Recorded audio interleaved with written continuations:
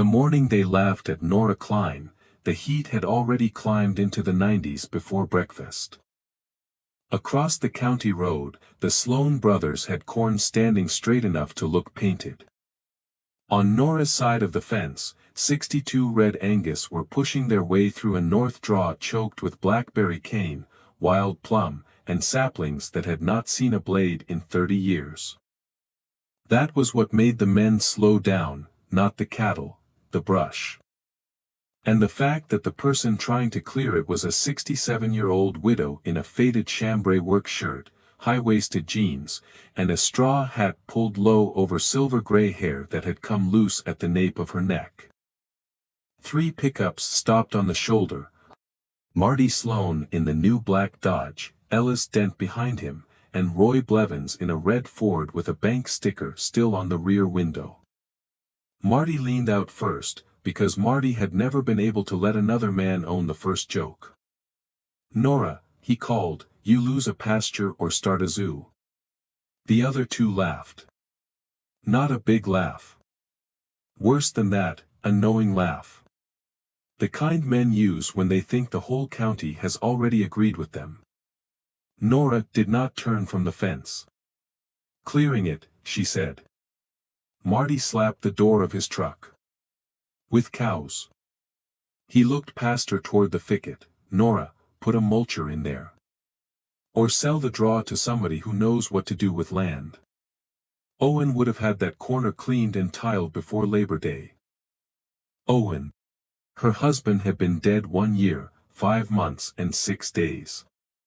The calendar kept counting him even after she had tried to stop.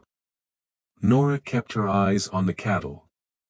The lead cow had hooked a blackberry vine with one horn and was pulling it down slow, chewing leaves as if she had been hired for the job. Marty laughed again. The pickups rolled on. And Nora waited until the dust had gone past the bend before she let her shoulders drop. A quiet woman can spend a lifetime being mistaken for an empty one. Nora Kline had not raised her voice in 32 years. By December, 5 men, 2 lawyers, 1 banker and an entire water company would learn the difference. She walked back to the farmhouse by the fence line because the long way gave her time to think before the kitchen found her. The kitchen was where Owen had died. He had been reaching for the sugar bowl on a March morning in 2018 when his hand missed the table and his heart stopped before the cup finished rocking in the saucer. For 11 months, Nora had left his old tan field coat hanging on the chair beside the back door. Then for 6 more months, she had told herself she was going to move it tomorrow. Now it was July of 2019. Tomorrow still had not come. She set her hat on the counter. Her silver hair slipped from the clip and fell in soft waves to her shoulders. On the table sat a letter from First Union Agricultural Bank. She had read it twice and still hated the 3rd paragraph most. The bank wanted to review the remaining balance on the land note Owen had signed in 1991.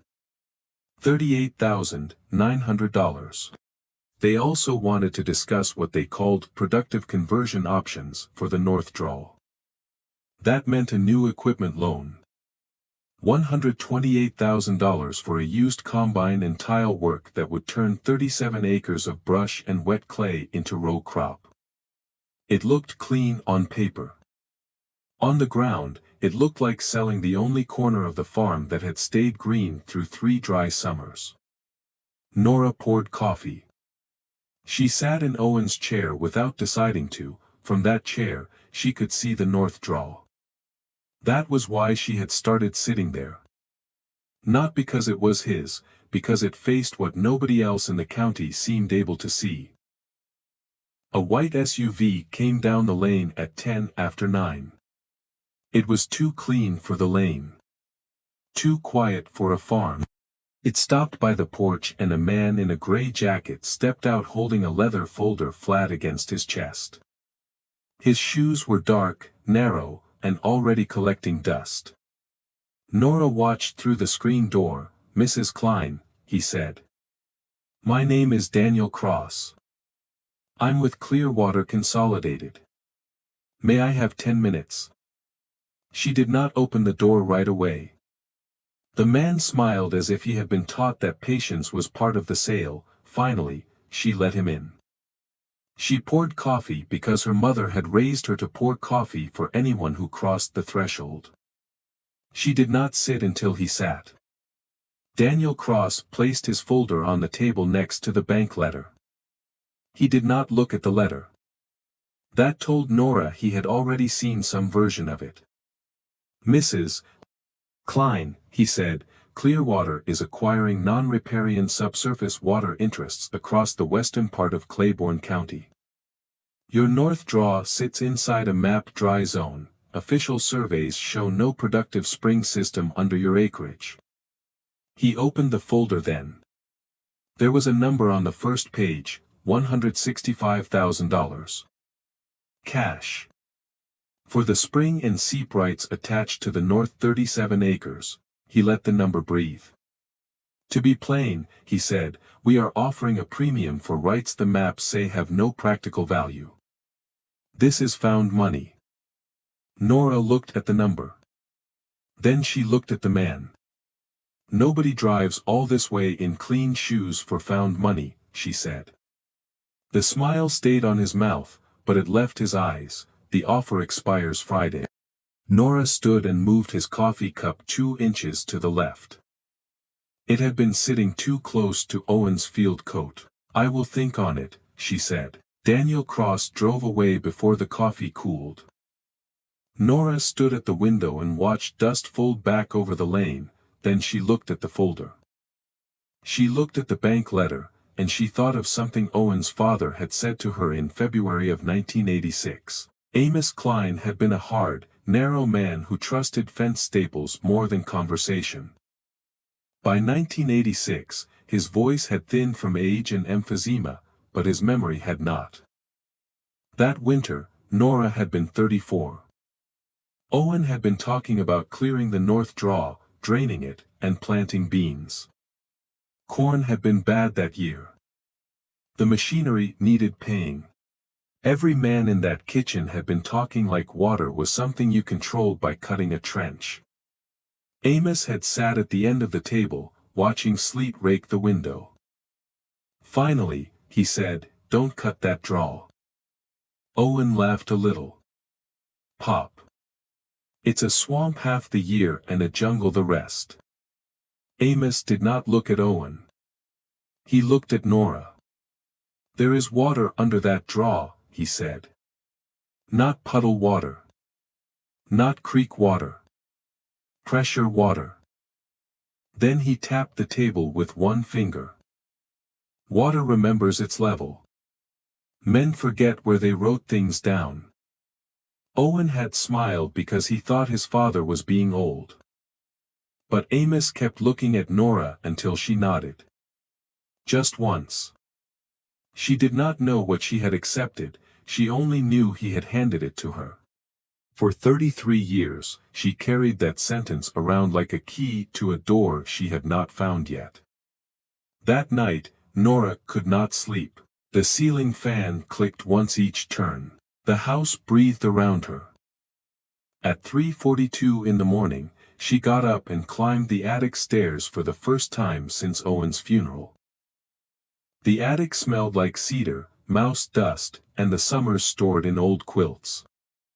Amos's oak field desk sat under a tarp near the south wall. Owen had put it there in 2004 after Amos died, because he could not throw it away and could not bear to see it downstairs. The lock was stiff. Nora found the key in the blue sugar tin where Amos had kept drill bits and odd screws. Inside the desk were canceled checks, seed tags, brittle field maps, and a stack of notebooks bound with baling twine. At the bottom, behind a folder marked, Feed Invoices 1979, she found a tobacco tin. Inside the tin were 3 things. A brass survey tag stamped L-22.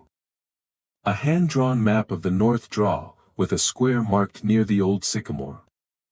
And a slip of paper in Amos's careful block letters.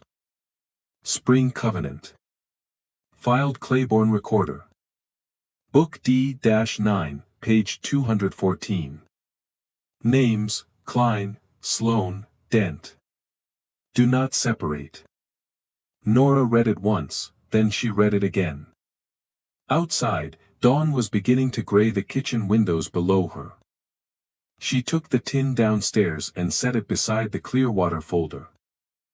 The two looked like they came from different worlds. One printed in glossy ink, one written in a dead man's pencil. But Nora had lived long enough to know paper did not become true because it was new.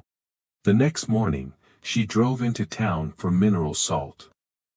The Claiborne Feed and Supply sat on Maple Street in a low metal building that smelled of grain dust, diesel, and summer flies. Marty Sloan was on the bench outside with Ellis Dent and a young man in a Clearwater cap. Marty saw her before she reached the door. "Nora," he called, loud enough for the cashier to turn around inside. "Here you got a visit from the water boys." She kept walking. Marty kept talking. "You ought to take it. Ellis signed last fall. I signed in May, Roy signed too. Easy money for rights we weren't using." Nora stopped. She turned back. "How many signed?" Ellis looked at Marty. Marty shrugged. 9, maybe 10. They're cleaning up the whole west side. Don't be the last person standing in front of a check. Nora looked at the Clearwater cap on the young man's head. He would not meet her eyes. She went inside, she bought the salt. When she came back out, a woman stepped from the co-op office and touched Nora's elbow. "Not here," the woman whispered. It was Lydia Harrow, the county extension hydrology specialist. 43 years old, dark hair in a knot. A green county polo tucked into jeans.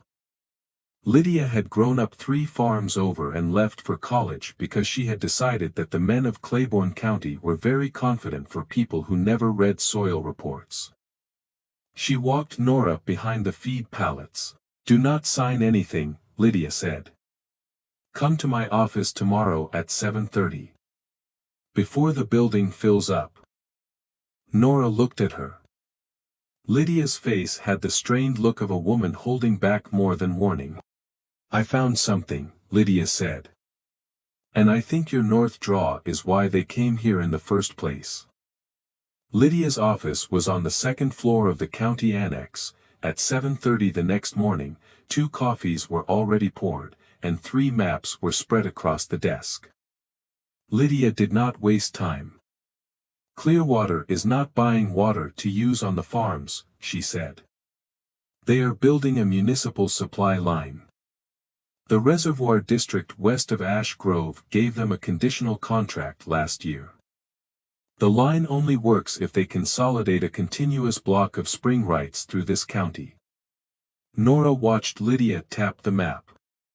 "Your draw is the gap, not the biggest parcel, the decisive one."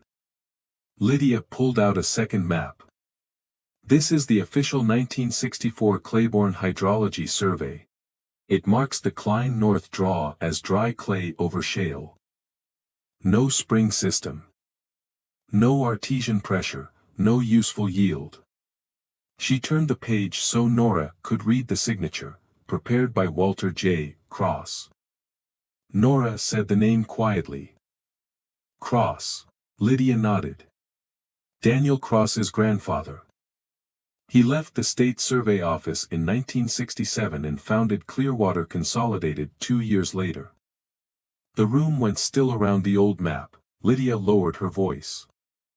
"Mrs. Kline, my father signed last year. $41,000. 8 months later, our lower well started dropping. We are hauling water now. Clearwater says the 2 things are unrelated. They said the same thing to the Dent family." Nora looked at the blue and brown lines. "What happens if I sign?" "They can drill off-site and pump under the consolidated rights. They do not need your permission again." The contract is permanent. It runs with the company, not the family. Nora thought of Amos's words. Water remembers its level, men forget where they wrote things down. She opened her handbag and took out the slip of paper from the tobacco tin. Lydia read it. Her hands changed when she reached the last two words. Do not separate. Book D9, Lydia said, that's old freehold archive, basement level, most people don't even know those books exist. Can it matter? Lydia looked up. If the covenant says what Amos thought it said, it may matter more than anything Clearwater has bought. That afternoon, Nora did not call the bank. She did not call Daniel Cross. She walked to the barn and stood before the John Deere 4020 that had not been run hard since Owen died. The rotary cutter was still hooked behind it. Owen had left it there after trimming the south lane in his last week alive. Nora had not driven the tractor by herself in 6 years. She climbed up anyway. The seat was too far back, the mirrors were wrong. The key was hanging from twine, exactly where Owen had kept it. The engine coughed twice, caught, and settled into a low idle that seemed to fill the empty places in the barn. By 9 the next morning, Nora had the cutter lowered into the north draw. The first pass took blackberry, the second took plum saplings. The third opened a swath wide enough to see the old sycamore that had been only a shadow from the road. On the fourth pass the blade hit something that was not root.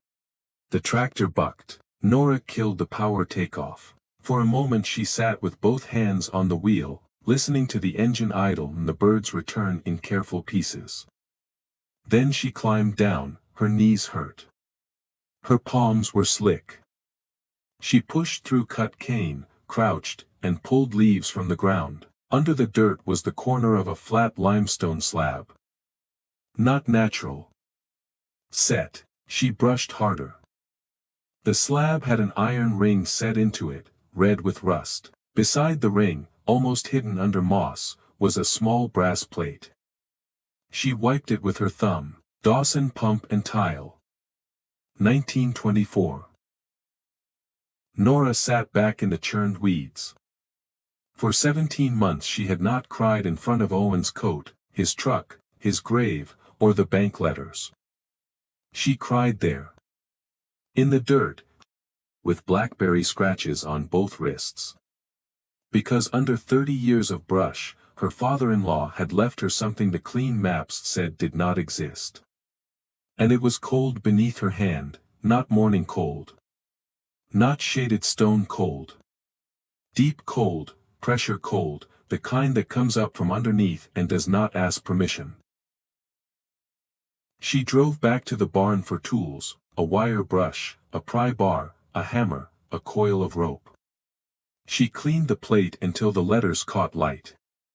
Then she worked the iron ring loose with the pry bar, slowly, increasing pressure the way Amos had once taught her to open a frozen gate. The slab shifted. Air came out. Cool and mineral, the smell of limestone and dark water. Nora lifted the slab just far enough to shine her phone down inside. The spring box was stone-lined, square, and deeper than it looked. Water moved at the bottom, black and clear at the same time, sliding through a channel built from flat rock. On one wall, 3 feet down, was a copper tube wedged behind a stone. She did not open it in the field. She wrapped it in a handkerchief and carried it to the kitchen. Inside the tube was a second map. Older than Amos's, drawn in blue ink with 3 farms, marked by name. Kline. Sloan, Dent. And in the middle, at the north draw spring, 1 sentence.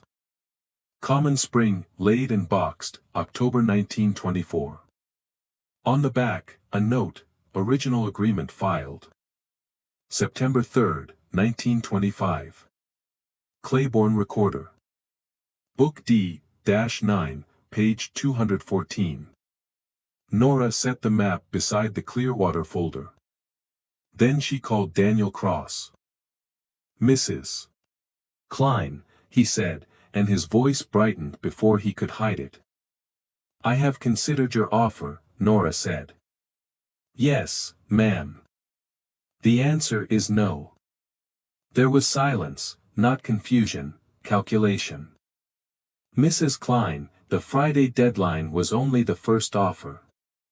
I can revise the number. My answer is no.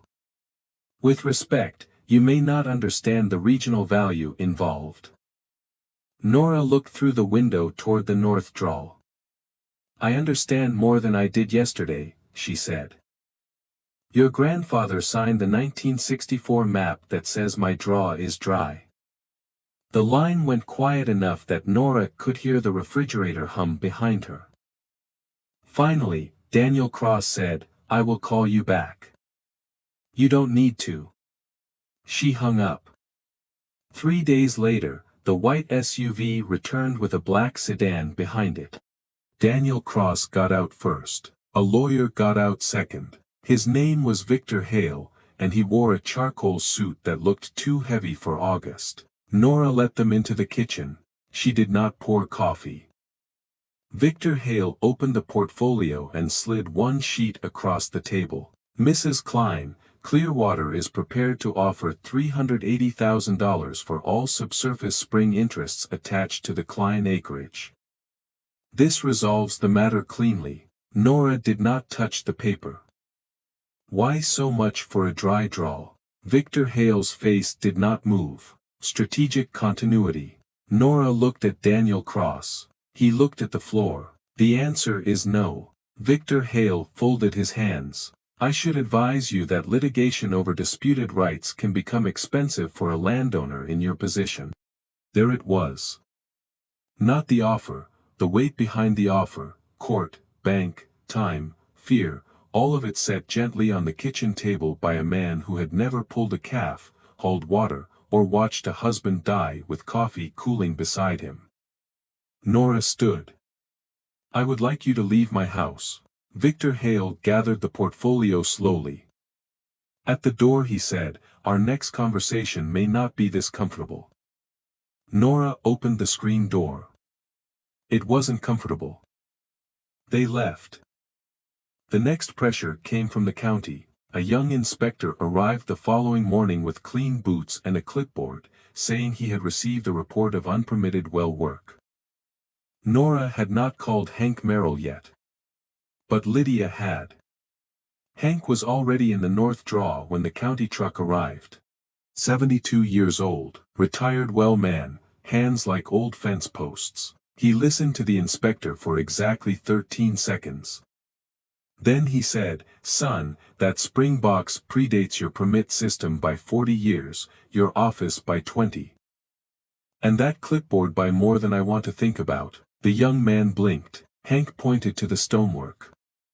Inspection is not construction. Cleaning a cover is not drilling, and that box was laid before state registration.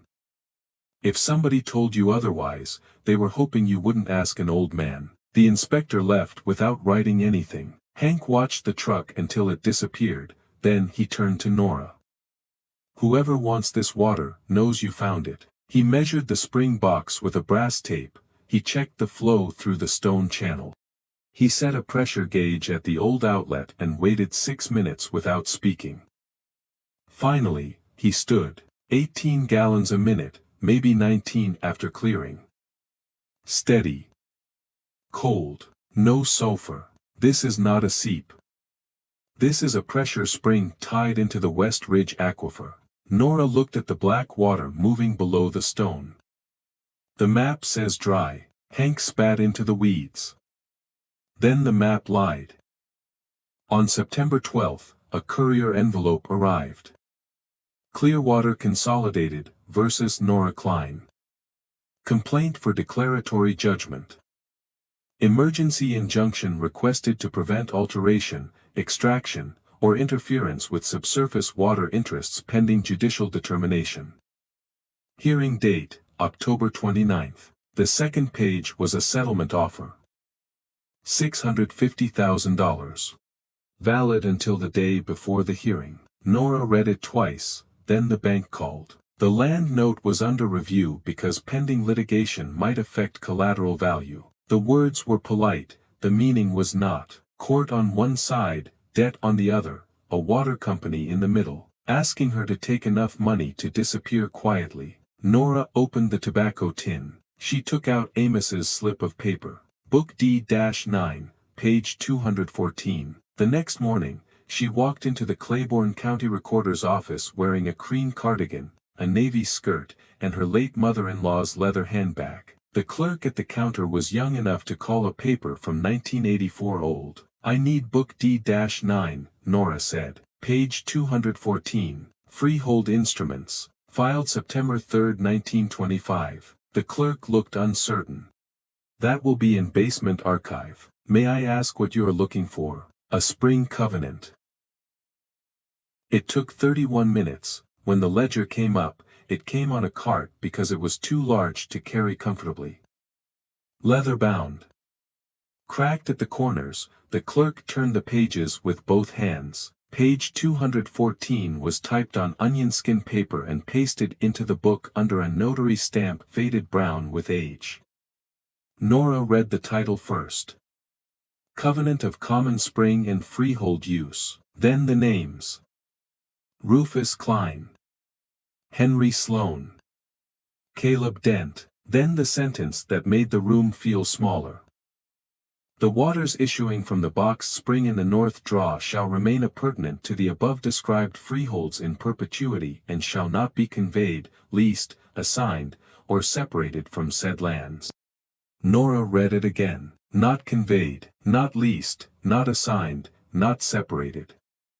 For ways of saying no to a company that had spent 2 years buying yes. The clerk looked up from the page. "Ma'am," she said quietly, "if this is still valid, those other families." "I know," Nora said. She paid for 4 certified copies in cash. She put them in the leather handbag. Then she drove to Patrick Bell's office on the square.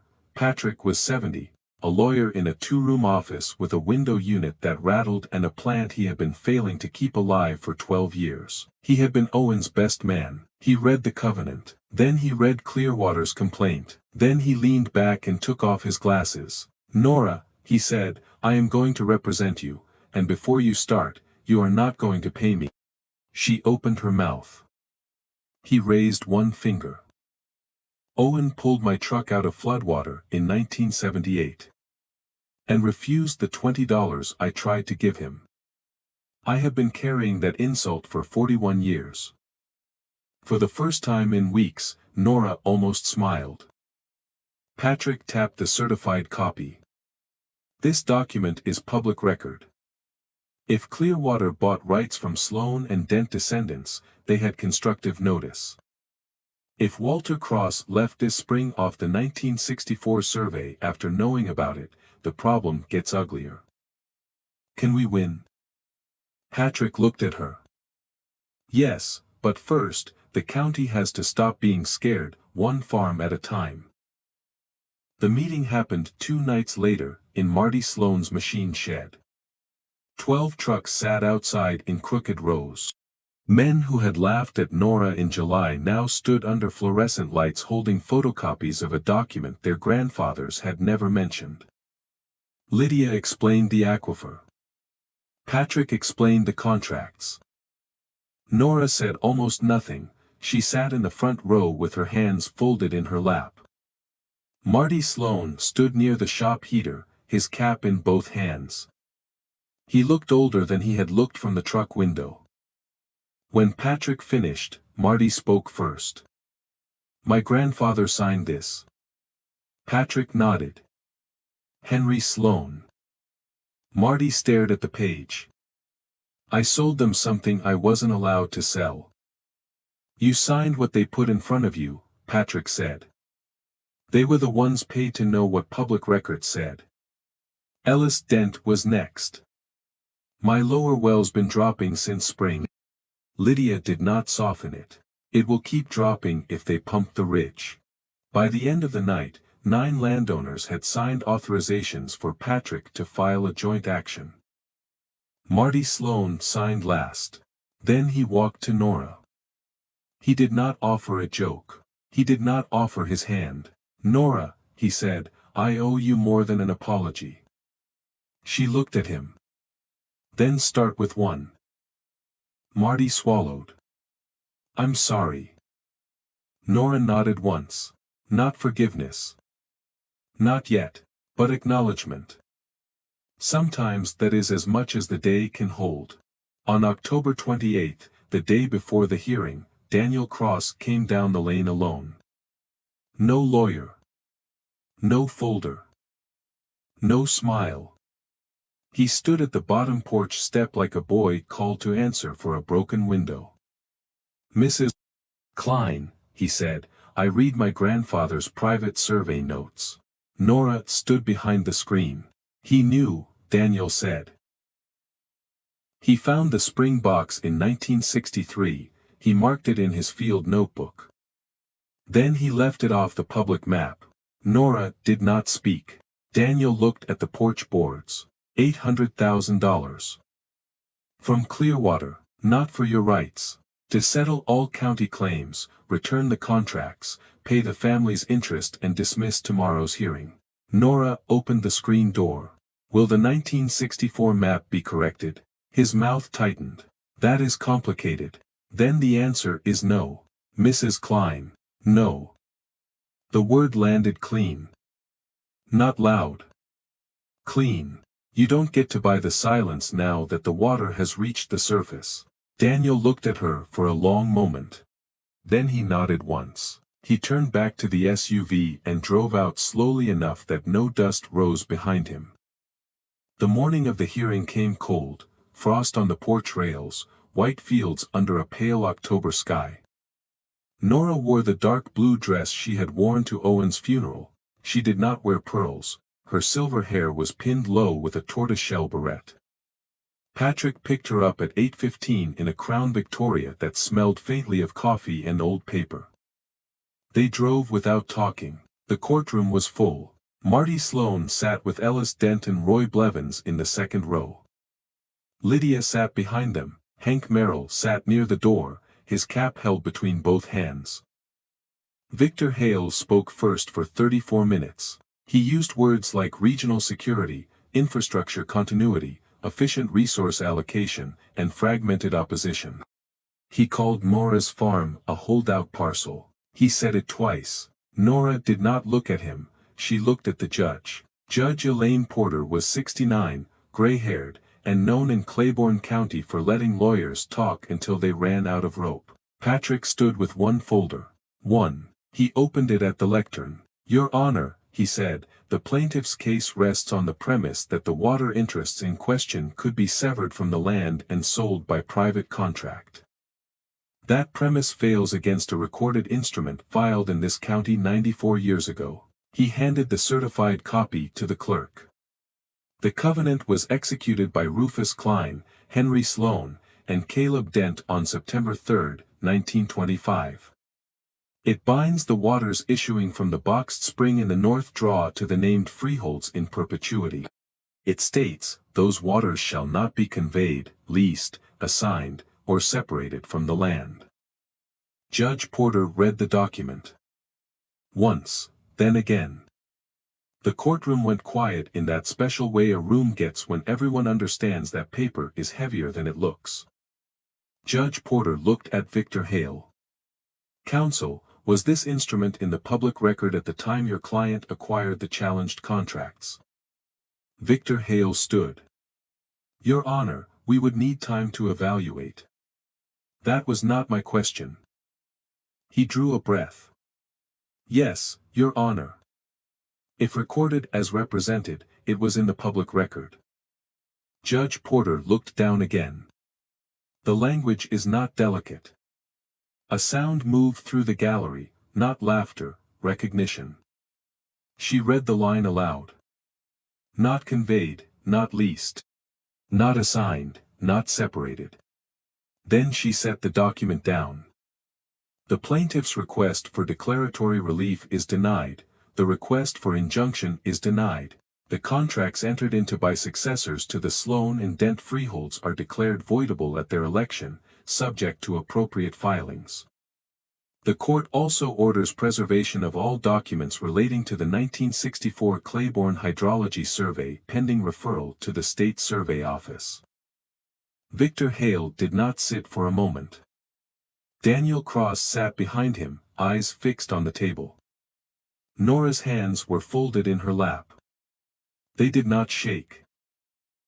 Outside the courthouse, nobody cheered.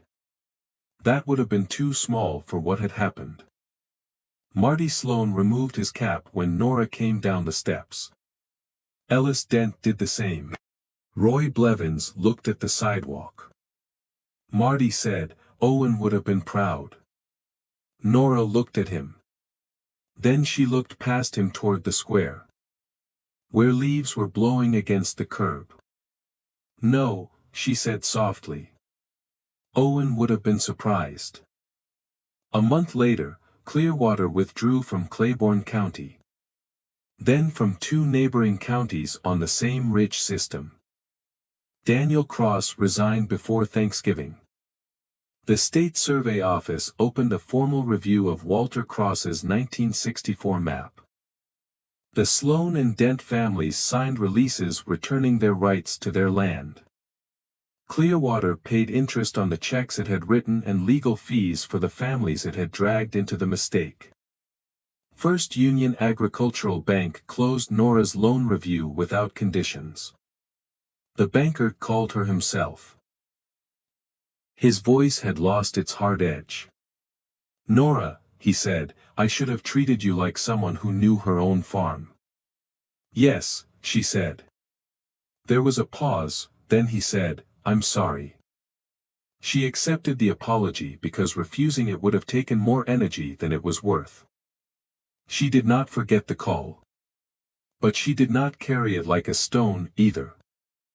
Hank Merrill came back in November, with his nephew and a small pump assembly. They rebuilt the spring outlet without touching the 1924 stone box. They ran a buried line to a stock tank near the south fence. On the second morning, the water came through. Clear, cold, steady, 18 gallons a minute, held for 10 minutes, then 20, then an hour. Hank stood beside Nora with his hands in his coat pockets. "Pressure spring," he said. "Amos was right." Nora watched the stock tank fill. The cattle came one by one, lowering their heads as if the whole argument had been too foolish for them to dignify. The dry winter came early. The Sloan pond went down to cracked clay by January. The Blevins well needed a new pump. Nora did not haul water, not once. By April the land note Owen had signed in 1991 was paid off, $38,900 gone. Not because she had taken Clearwater's check. Because she had stopped paying for water that had been under her feet the whole time. She framed the satisfaction letter. She did not hang it. She placed it in Amos's oak field desk, inside the tobacco tin. Beside the brass survey tag and the hand-drawn map. On the first warm morning of May, Nora walked to the north draw before breakfast. The blackberry cane was gone now.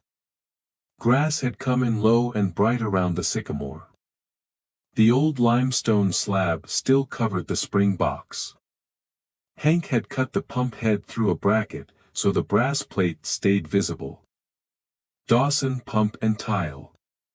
1924. Nora put her hand on the stone. It was warm on top from the sun. Cold underneath. Both things true at once. There is a kind of knowledge that does not announce itself. It sits in old drawers. It waits under brush. It moves below maps drawn by men who think omission is the same thing as truth. It stays quiet so long that the loud people start believing quiet means empty. But water does not become absent because a survey says dry. A woman does not become foolish because men laugh from a truck. And ground does not forget what was bound to it just because money learns a cleaner language. Nora stood there until the cattle drifted toward the tank, then she took her hand off the stone. She walked back to the farmhouse the long way, not because she needed time to decide, because for the first time in 20 months, time belonged to her again. The men had brought pressure from every office in the county. Nora had only the pressure already under her feet.